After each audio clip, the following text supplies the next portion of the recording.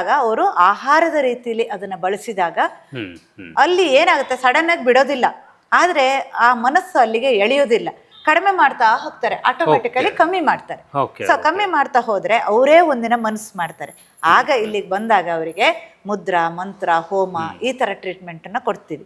So ಅದರಲ್ಲಿ ಮುದ್ರಾಗಳ combination ಇರುತ್ತೆ, ಬೀಜ ಮಂತ್ರಗಳ ಪಠನೆ ಮಾಡೋದಿರುತ್ತೆ, ಕೌನ್ಸಿಲಿಂಗ್ ಮಾಡ್ತೀವಿ, ಮೈಂಡ್ ಫ್ರೆಶ್ ಆಗ್ತಾ ಹೋಗ್ತಾರೆ. ನಾನು ಎಲ್ಲರ ತರ ಚೆನ್ನಾಗಿರ್ಬೇಕು, ನಾನು ಸ್ಟ್ರಾಂಗ್ ಇರಬೇಕು ಅನ್ನೋ ಮನೋಭಾವನೆ ಅವರಲ್ಲಿ ತುಂಬ್ತಾ ಹೋಗಿ ಪಾಸಿಟಿವ್ ಎನರ್ಜಿ ಹೆಚ್ಚಾಗುತ್ತೆ. ಓಕೆ. ಸೊ ಅವರು ಕೊಡ್ತಾನ ಈ ಕೆಟ್ಟ ಚಟಗಳನ್ನ ಬಿಡಿಸೋದಕ್ಕೆ ಸೊ ನಿಮ್ಮಲ್ಲಿ ಕಷಾಯ ಔಷಧಿ ಏನಾದರೂ ಇದೆಯಾ ಆ ಥರದ್ದು?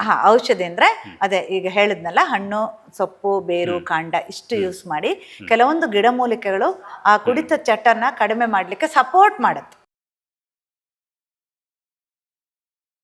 ಈಗ ಅಡಿಕ್ಷನ್ಸ್ ಅನ್ನೋದು ತುಂಬ ಕಾಮನ್ ಆಗಿದೆ. ನೀವು ಮಕ್ಕಳಲ್ಲಿ ನೋಡ್ಬೋದು, ಕೆಲವೊಂದು ಕಾಲೇಜ್ಗಳ ಮುಂದೆ ಹೋದ್ರೆ ಎಲ್ಲ ಒಂದು ಹುಡುಗಿಯರ ಕೈಯಲ್ಲಿ ಕೂಡ ಸಿಗರೇಟ್ ಇರುತ್ತೆ. ಸೊ ನೋಡ್ಲಿಕ್ಕೆ ಒಂಥರ ಬೇಸರದ ಸಂಗತಿ ಅಂತ ಹೇಳ್ಬೋದು. ಡ್ರಗ್ ಅಡಿಕ್ಟ್ ಆಗಿರ್ತಾರೆ, ಮಕ್ಕಳ ಲೈಫ್ ತುಂಬ ಹಾಳಾಗುತ್ತೆ. ಅಪ್ಪ ಅಮ್ಮ ಎಷ್ಟು ಕಷ್ಟಪಟ್ಟು ಅವರು ಎಲ್ಲ ಥರದಲ್ಲೂ ಒಂದು ಮನೆ ಮಠ ಕೂಡ ಮಾರಿ ಓದಿಸ್ತಾ ಇರ್ತಾರೆ, ನನ್ನ ಮಗ ಏನೋ ಆಗ್ಬೋದು, ನನ್ನ ಮಗಳು ಏನೋ ಆಗ್ತಾಳೆ ಅನ್ನೋ ಒಂದು ಆಸೆಯಿಂದ. ಸೊ ಅವರು ಡ್ರಗ್ ಅಡಿಕ್ಟ್ ಆಗಿ ಈಚೆ ಬಂದರೆ ಎಷ್ಟು ಒಂದು ಬೇಸರದ ಸಂಗತಿ ಅಂತ ನೀವು ನೋಡ್ಬೋದು. ಇನ್ನು ಕುಡಿತ ಅಂತ ಹೇಳಿದ್ರೆ ಡ್ರಿಂಕ್ಸ್. ಸೊ ಖುಷಿ ಆದಾಗ್ಲೂ ಕುಡಿಯೋದು, ಬೇಸರ ಆದಾಗ್ಲೂ ಕುಡಿಯೋದು, ಅದೊಂದು ಫ್ಯಾಷನ್ ಅಂತ ಆಗಿದೆ ಇವಾಗ. ಸೊ ಅದು ಏನಾಯಿತು, ಅಡಿಕ್ಟ್ ಆಗ್ತಾ ಹೋಗುತ್ತೆ ಮೈಂಡು. ಸೊ ಹೇಗೆ ಅಡಿಕ್ಷನ್ ಆಗುತ್ತೆ ಅಂದರೆ, ಪ್ರತಿನಿತ್ಯ ಯಾವಾಗಲೂ ಕುಡಿಲಿಕ್ಕೆ ಸ್ಟಾರ್ಟ್ ಮಾಡ್ತಾರೆ. ಮೈಂಡ್ ಅಂದರೆ ಮನಸ್ಸು ಸ್ಥಿಮಿತದಲ್ಲಿ ಇರೋದೇ ಇಲ್ಲ. ಸೊ ಆಗ ಅವರು ಯಾವುದೇ ರೀತಿ ಒಳ್ಳೆ ಕೆಲಸ ಮಾಡ್ಲಿಕ್ಕೆ ಸಾಧ್ಯ ಆಗೋದಿಲ್ಲ. ಸೊ ಹೆಂಡತಿ ಮಕ್ಕಳಿಗೂ ಕಷ್ಟ ಮುಂದೆ, ಅಥವಾ ಅಪ್ಪ ಅಮ್ಮ ಕಷ್ಟ. ಆಮೇಲೆ ಅವ್ರ ದೇಹ ಎಷ್ಟು ಮಟ್ಟಿಗೆ ಹಾಳಾಗ್ತಾ ಹೋಗುತ್ತೆ ಅಂದರೆ, ಒಳಗಡೆ ಇರೋ ಎಲ್ಲ ಆರ್ಗನ್ನು ಹಾಳಾಗುತ್ತೆ. ಅಂದರೆ ಲಿವರ್ ಸಮಸ್ಯೆಯಿಂದ ಎಷ್ಟೋ ಜನ ಬರ್ತಾರೆ. ಫೇಲ್ ಆದಮೇಲೆ ಏನೂ ಮಾಡ್ಲಿಕ್ಕೆ ಆಗೋದಿಲ್ಲ. ಮೊದಲು ಪ್ರಿಕಾಷನ್ಸ್ ತಗೊಂಡ್ರೆ ಸ್ವಲ್ಪ ಮಟ್ಟಿಗೆ ಡ್ಯಾಮೇಜ್ ಆದಾಗ ಗೊತ್ತಾಗುತ್ತೆ, ಹೊಟ್ಟೆ ದಪ್ಪ ಆಗ್ತಾ ಹೋಗುತ್ತೆ, ಕಣ್ಣುಗಳು ಕಾಂತಿ ಇರೋದಿಲ್ಲ, ಯೆಲ್ಲೋ ಕಲರಿಗೆ ಟರ್ನ್ ಆಗುತ್ತೆ, ಜಾಂಡಿಸ್ ಆಗುತ್ತೆ. ಸೊ ಅಥವಾ ಕಿಡ್ನಿ ಸಮಸ್ಯೆ ಬರುತ್ತೆ, ಕ್ರಿಯಾಟಿನಿನ್ ಹೆಚ್ಚಾಗುತ್ತೆ, ಯೂರಿನೇಷನಲ್ಲಿ ಪ್ರಾಬ್ಲಮ್ ಆಗುತ್ತೆ. ಇಂಥ ಸಮಸ್ಯೆಗಳು ಬಂದಾಗ ಇಮಿಡಿಯೇಟ್ ಅವರು ಸರಿ ಮಾಡ್ಕೊಳ್ತಾ ಹೋಗಬೇಕು. ಇನ್ನು ಪುರುಷರಲ್ಲಿ ಕೂಡ ಹೇಳಬೇಕು ಅಂತಂದರೆ ಮಾನಸಿಕವಾಗಿ, ದೈಹಿಕವಾಗಿ ಕಂಪ್ಲೀಟಾಗಿ ದುರ್ಬಲರಾಗ್ತಾ ಹೋಗ್ತಾರೆ. ಸೊ ಯಾವುದೇ ಥರ ಸ್ಟ್ರೆಂತ್ ಇರೋದಿಲ್ಲ, ಏನು ಅಚೀವ್ ಮಾಡಬೇಕು ಅನ್ನೋ ಒಳ್ಳೆ ಆಸೆನೂ ಇರೋದಿಲ್ಲ. ಬರೀ ಕುಡಿತಕ್ಕೆ ಚಟಕ್ಕೆ ಒಳಗಾಗಿ ಎಲ್ಲ ಒಂದು ನಮ್ಮ ಫಸ್ಟು ಫ್ಯಾಮಿಲಿಗೆ, ನಂತರ ಒಂದು ಸಮಾಜಕ್ಕೆ ಕೂಡ ಅವರು ಮಾರಕ ಆಗ್ತಾ ಹೋಗ್ತಾರೆ. ಇದನ್ನು ತಪ್ಪಿಸೋದು ಎಲ್ಲರ ಜವಾಬ್ದಾರಿಯಾಗಿರುತ್ತೆ. ಎಷ್ಟು ಮಟ್ಟಿಗೆ ಅಂದರೆ ಒಳ್ಳೆತನದಲ್ಲಿ ಹೋಗಬೇಕು, ಅವರಿಗೆ ಜೋರು ಮಾಡಿ ಅಥವಾ ನೀವು ಏನೋ ಒಂದು ಹಿಂಸೆ ಕೊಟ್ಟು ಅವರನ್ನು ಸರಿ ಮಾಡಲಿಕ್ಕೆ ಖಂಡಿತ ಸಾಧ್ಯ ಇಲ್ಲ. ನೀವು ಕೌನ್ಸಲಿಂಗ್ ಮಾಡಿ ಯಾಕೆ ಈ ಥರ ಮಾಡ್ತಿದ್ದಾರೆ, ಅದರಿಂದ ಎಷ್ಟು ದೇಹ ಹಾಳಾಗ್ತಾ ಇದೆ ಅವರಿಗೆ ಕರೆಕ್ಟಾಗಿ ತಿಳಿಸಿಕೊಟ್ರೆ ಅವ್ರು ಖಂಡಿತ ವಾಪಸ್ ಬರ್ತಾರೆ. ಓಕೆ. ಸೊ ಆ ಥರದ್ದು ಅನೇಕ ಜನ ಬರ್ತಾ ಇರ್ತಾರಲ್ಲ ಮೇಡಮ್ ಇಲ್ಲಿಗೆ? ಖಂಡಿತ ಬರ್ತಾರೆ, ತುಂಬಾ ಬೇಸರದಲ್ಲಿ ಬಂದಿರ್ತಾರೆ. ಈಗ ನಮ್ಮ ತಂದೆ ಅಥವಾ ನನ್ನ ಗಂಡ ಅಥವಾ ನನ್ನ ಅಣ್ಣ ತಮ್ಮ ಕುಡಿತ ಚಟಕ್ಕೆ ದಾಸ ಆಗಿದ್ದಾನೆ, ಡ್ರಗ್ಸ್ ಅಡಿಕ್ಟ್ ಆಗಿದ್ದಾನೆ, ಸೊ ಸೆಲ್ಸನ್ ಎಲ್ಲ ತಗೋತಾರೆ, ಬಿಡಿಸಿ ಅಂತ ತುಂಬಾ ಜನ ಬರ್ತಾರೆ. ಆದ್ರೆ ಅವರು ನಾವು ಹೇಳಿದ ಕೂಡಲೇ ಬಿಡಲ್ಲ, ಯಾಕಂದ್ರೆ ಅವ್ರ ಮನಸ್ಸು ಮಾಡಲ್ಲ.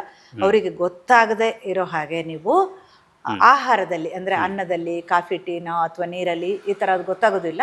ಆ ರೀತಿ ಔಷಧಿ ಅಂದರೆ ಏನು, ಇದರಲ್ಲಿ ಕೂಡ ಯಾವುದೇ ಥರ ಕೆಮಿಕಲ್ ಸೇವನೆ ಇರೋದಿಲ್ಲ. ನಾವು ಕೊಡೋ ಔಷಧಿ ಅಂದರೆ ಬರೀ ಸೊಪ್ಪು, ಬೇರು, ಹಣ್ಣು, ಹೂವು ಬಿಟ್ಟು ಬೇರೆ ಯಾವುದು ಕೊಡಲ್ಲ. ಅಂಥದ್ದನ್ನು ಕೊಟ್ಟಾಗ ಅವರು ಆಹಾರದ ರೀತಿಯಲ್ಲಿ ಅದನ್ನು ಬಳಸಿದಾಗ ಅಲ್ಲಿ ಏನಾಗುತ್ತೆ, ಸಡನ್ ಆಗಿ ಬಿಡೋದಿಲ್ಲ, ಆದರೆ ಆ ಮನಸ್ಸು ಅಲ್ಲಿಗೆ ಎಳೆಯೋದಿಲ್ಲ, ಕಡಿಮೆ ಮಾಡ್ತಾ ಹೋಗ್ತಾರೆ, ಆಟೋಮೆಟಿಕಲಿ ಕಮ್ಮಿ ಮಾಡ್ತಾರೆ. ಸೊ ಕಮ್ಮಿ ಮಾಡ್ತಾ ಹೋದ್ರೆ ಅವರೇ ಒಂದಿನ ಮನಸ್ಸು ಮಾಡ್ತಾರೆ. ಆಗ ಇಲ್ಲಿಗೆ ಬಂದಾಗ ಅವರಿಗೆ ಮುದ್ರಾ, ಮಂತ್ರ, ಹೋಮ ಈ ತರ ಟ್ರೀಟ್ಮೆಂಟ್ ಅನ್ನ ಕೊಡ್ತೀವಿ. ಸೊ ಅದರಲ್ಲಿ ಮುದ್ರಾಗಳ ಕಾಂಬಿನೇಷನ್ ಇರುತ್ತೆ, ಬೀಜ ಮಂತ್ರಗಳ ಪಠನೆ ಮಾಡೋದಿರುತ್ತೆ, ಕೌನ್ಸಿಲಿಂಗ್ ಮಾಡ್ತೀವಿ, ಮೈಂಡ್ ಫ್ರೆಶ್ ಆಗ್ತಾ ಹೋಗ್ತಾರೆ. ನಾನು ಎಲ್ಲರ ತರ ಚೆನ್ನಾಗಿರ್ಬೇಕು, ನಾನು ಸ್ಟ್ರಾಂಗ್ ಇರಬೇಕು ಅನ್ನೋ ಮನೋಭಾವನೆ ಅವರಲ್ಲಿ ತುಂಬ್ತಾ ಹೋಗಿ ಪಾಸಿಟಿವ್ ಎನರ್ಜಿ ಹೆಚ್ಚಾಗುತ್ತೆ. ಓಕೆ. ಸೊ ಅವರು ಕೊಡ್ತಾನ ಈ ಕೆಟ್ಟ ಚಟಗಳನ್ನ ಬಿಡಿಸೋದಕ್ಕೆ ಸೊ ನಿಮ್ಮಲ್ಲಿ ಕಷಾಯ ಔಷಧಿ ಏನಾದರೂ ಇದೆಯಾ ಆ ಥರದ್ದು? ಔಷಧಿ ಅಂದ್ರೆ ಅದೇ ಈಗ ಹೇಳಿದ್ನಲ್ಲ, ಹಣ್ಣು, ಸೊಪ್ಪು, ಬೇರು, ಕಾಂಡ ಇಷ್ಟು ಯೂಸ್ ಮಾಡಿ ಕೆಲವೊಂದು ಗಿಡಮೂಲಿಕೆಗಳು ಆ ಕುಡಿತ ಚಟನ ಕಡಿಮೆ ಮಾಡ್ಲಿಕ್ಕೆ ಸಪೋರ್ಟ್ ಮಾಡುತ್ತೆ. ಸೊ ಸಪೋರ್ಟ್ ಮಾಡಿದಾಗ ಏನಾಗುತ್ತೆ, ಅವರ ಮನಸ್ಥಿತಿ ಚೇಂಜ್ ಆಗುತ್ತೆ. ಅಂದ್ರೆ ಅದನ್ನ ಕಮ್ಮಿ ಮಾಡ್ತಾ ಹೋಗ್ತಾರೆ ಆಟೋಮೆಟಿಕಲಿ. ಸ್ವಲ್ಪ 1 ತಿಂಗಳು, 2 ತಿಂಗಳು, 3 ತಿಂಗಳು ಈ ತರ ಟೈಮ್ ತಗೊಳತ್ತೆ ಅಷ್ಟೇ. ಓಕೆ. ಸೊ ವೀಕ್ಷಕರೇ, ಸೊ ಕುಡಿತ ಚಟ ಹೇಗೆ ಬೇಕಾದ್ರೂ ಶುರುವಾಗ್ಬೋದು. ಅದೊಂದು ಶೋಕಿಂದ ಶುರುವಾಗಿ ಕೊನೆಗೆ ಅದಕ್ಕೆ ದಾಸರಾಗಿ ಹೋಗ್ತಾರೆ, ವಿದ್ಯಾಭ್ಯಾಸ ಹಾಳು ಮಾಡ್ಕೊಳ್ತಾರೆ, ಸಮಾಜಕ್ಕೆ ಮಾರಕವಾಗಿ ಬರ್ತಾರೆ. ತಂದೆ ತಾಯಿಗಳ ಕಣ್ಣಲ್ಲಂತೂ ಕಣ್ಣೀರಂತೂ ಸುರಿತಾ ಇರುತ್ತೆ. ನನ್ನ ಮಗ ತುಂಬ ಒಳ್ಳೆಯವನ ಇದ್ದ, 1 ವರ್ಷದಿಂದ ಈ ಥರ ಹಾಳಾಗ್ಬಿಟ್ಟ, ಫ್ರೆಂಡ್ಸ್ ಜೊತೆ ಸೇರ್ಕೊಂಡು ಹಾಳಾಗೋಗ್ಬಿಟ್ಟ ಅಂತಾರೆ. ಬಟ್ ಫ್ರೆಂಡ್ಸ್ ಜೊತೆ ಸೇರ್ಕೊಂಡು ಹಾಳಾದ್ನೋ ಅಥವಾ ನಿಮ್ಮ ಹುಡುಗ ಆ ಫ್ರೆಂಡ್ಸ್ನ ಹಾಳು ಮಾಡೋದನ್ನೋ ಗೊತ್ತಿಲ್ಲ, ಬಟ್ ಹಾಳಾಗಿದ್ದಂತೂ ಎಲ್ಲರೂ ಕೂಡ ಹೌದು. ಈಗಂತೂ ಸ್ಕೂಲ್ಗಳಲ್ಲೂ ಕೂಡ ಡ್ರಗ್ಸ್ಗಳು ಸಿಗ್ತಾ ಇದೆ, ಸಿಗರೇಟ್ ಹೊಡೆಯುವಂಥ ಹೆಣ್ಮಕ್ಳು ಜಾಸ್ತಿ ಆಗ್ತಾ ಇದ್ದಾರೆ. ಈ ಫ್ಯಾಷನ್ ವರ್ಲ್ಡ್ ಅಂತ ಅಂದ್ಬಿಟ್ಟು ಈ ಬ್ಯಾಡ್ ಹಾಬೀಸ್ನೇ ಫ್ಯಾಷನ್ ವರ್ಲ್ಡ್ ಮಾಡ್ಕೊಳ್ತಾರೆ. ನೈಟ್ ಲೈಫ್ ಅಂತ ಬಂದರೆ ಸಾಕು, ಎಣ್ಣೆ, ಹೆಂಡ, ಈ ಸಿಗರೇಟ್ಸು, ಗಾಂಜಾ ಇವೆಲ್ಲವೂ ಕೂಡ ಎಷ್ಟೇ ಕಂಟ್ರೋಲ್ ಮಾಡಿದ್ರು ಕೂಡ ಸಿಗ್ತಾ ಇದೆ. ಬಟ್ ಅಪ್ಪ ಅಮ್ಮನಿಗೆ ಗೊತ್ತಾಗೋಷ್ಟರಲ್ಲಿ ಅವರು ಮಿತಿ ಮೀರಿಬಿಟ್ಟಿರ್ತಾರೆ. ಯಾರು ಕೂಡ ಅದನ್ನು ಕಂಟ್ರೋಲ್ ಮಾಡ್ಲಿಕ್ಕೆ ಸಾಧ್ಯ ಇಲ್ಲ, ಆ ಮಟ್ಟಿಗೆ ಮಿತಿ ಮೀರಿರ್ತಾರೆ. ಅಂಥವರು ಕೂಡ ಡಾಕ್ಟರ್ ಲತಾ ಶೇಖರ್ ಅವ್ರನ್ನ ಭೇಟಿ ಮಾಡಿದೆ. ಅವ್ರಿಗೆ ಕುಡಿಯೋದನ್ನ ಗ್ರ್ಯಾಜುವಲಿ ಕಡಿಮೆ ಮಾಡ್ತಾ ಬರ್ಬೋದು. ಆ ದೇಹ ಆಗ ಸ್ಪಂದಿಸಲ್ಲ. ಇವ್ರು ಕೊಡುವಂಥ ಕೆಲವೊಂದು ಕಷಾಯಗಳು ಏನಿದೆಯೋ ಅದು ಹೇಳಿದ್ನಲ್ಲ, ಈ ಸೊಪ್ಪು, ಹಣ್ಣು, ಹೂವು, ಬೇರು, ನಾರುಗಳಿಂದ ಮಾಡಿದಂಥ ಕಷಾಯಗಳಿಂದ ಅವ್ರು ನ್ಯಾಚುರಲ್ಲಾಗಿ ಅವ್ರು ಕುಡಿಯೋದನ್ನು ಕಡಿಮೆ ಮಾಡ್ತಾ ಬರ್ತಾರೆ. ಆನಂತರ ಅವ್ರನ್ನ ಆಧ್ಯಾತ್ಮಿಕವಾಗಿ ಅವ್ರನ್ನ ಬರಮಾಡ್ಕೊಳ್ತೀವಿ. ಆಧ್ಯಾತ್ಮಿಕ ಮಾಡಿ ಅವ್ರಿಗೆ ಮುದ್ರಾ ಚಿಕಿತ್ಸೆ ಮಾಡಿದಾಗ ಮತ್ತೆ ಹೊಸ ಮನುಷ್ಯನಾಗ್ತಾರೆ. ಅಲ್ಲಿಂದ ಹೊಸ ಲೈಫ್ ಶುರುವಾಗುತ್ತೆ.